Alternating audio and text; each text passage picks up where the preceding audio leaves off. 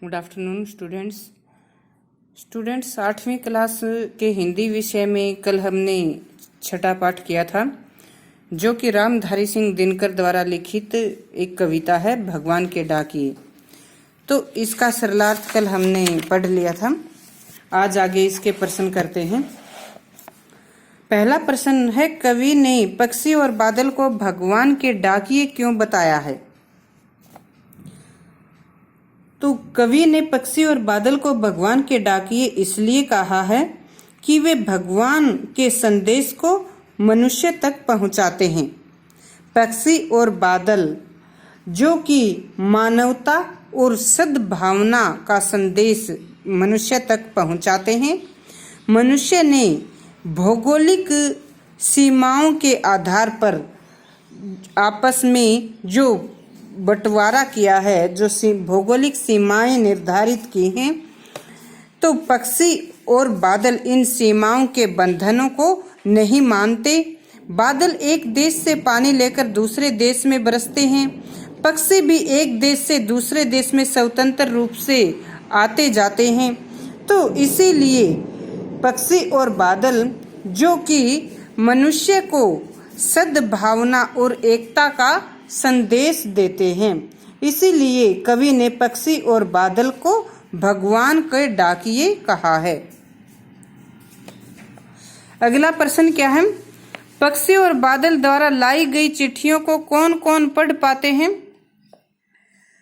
तो पक्षी और बादल द्वारा लाई गई चिट्ठियों को पेड़ पौधे, नदियां और पर्वत पढ़ पाते हैं, क्योंकि पक्षी और बादल जो कि मनुष्य को सद्भावना का संदेश देते हैं, विश्व बंधुत्व का संदेश देते हैं, परोपकार का संदेश देते हैं। तो इसको पेड़ पौधे, नदियां और पर्वत पढ़ते हैं, क्योंकि पेड़ पौधे, नदियां और पर्वत भी पक्षी और बादलों की तरह ही हैं। ये भी बिना किसी स्वार्थ के दूसरों को पेड़ अपनी छाया देते हैं, फल देते हैं, नदियां मीठा जल देती हैं और पर्वत भी दूसरे मनुष्यों के लिए सहायक हैं, वर्षा लाने में सहायक होते हैं। तो इसी प्रकार से ये बिना किसी स्वार्थ के मनुष्य की मदद करते हैं, मनुष्य के हितैषी हैं। तो पक्षी और बादलों द्वारा लाए हुए इस एकता और सद्भावना के संदेश को पेड़ पौधे, नदियां और पहाड़ पढ़ते हैं। अगला प्रश्न क्या है? किन पंक्तियों का भाव है? पक्षी और बादल प्रेम, सद्भाव और एकता का संदेश एक देश से दूसरे देश भेजते हैं। तो ये भाव कविता की किन पंक्तियों में झलकता है? यहाँ हम देखते हैं। बादल प्रेम, सद्भाव, एकता का संदेश। पक्षी और बादल भगवान के डाकिए हैं, जो एक महादेश से दूसरे महादेश को जाते हैं और हम महादेश को जाते हैं। तो इन्हीं पंक्तियों में हमें यह भाव झलकता है। दूसरा प्रश्न हमारा क्या बनता था? प्रकृति देश देश में भेदभाव नहीं करती। एक देश से उठा हुआ बादल दूसरे देश में बरस जाता है। तो ये भाव कहाँ है? देखो, और एक देश का भाप दूसरे देश में पानी बनकर गिरता है। इन पंक्तियों में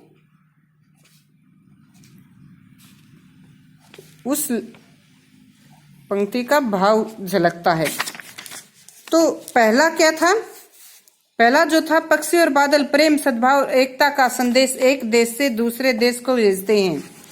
तो इन पंक्तियों का भाव किन लाइनों में है? पक्षी और बादल जो आरंभ में है, पक्षी और बादल भगवान के डाकिए हैं, जो एक महादेश से दूसरे महादेश जाते हैं, यहाँ तक।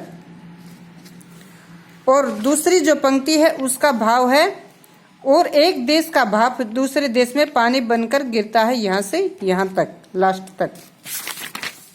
अगला प्रश्न क्या है? पक्षी और बादल की चिट्ठियों में पेड़ पौधे पानी और पहाड़ क्या पढ़ पाते हैं? तो पक्षी और बादल जो भगवान के डाकिए हैं, जो मनुष्य को सद्भाव और एकता का संदेश देते हैं, विश्व बंधुत्व का संदेश देते हैं। तो इनके द्वारा लाई हुई चिट्ठियां मनुष्य नहीं पढ़ पाता, क्योंकि मनुष्य में स्वार्थ की भावना है।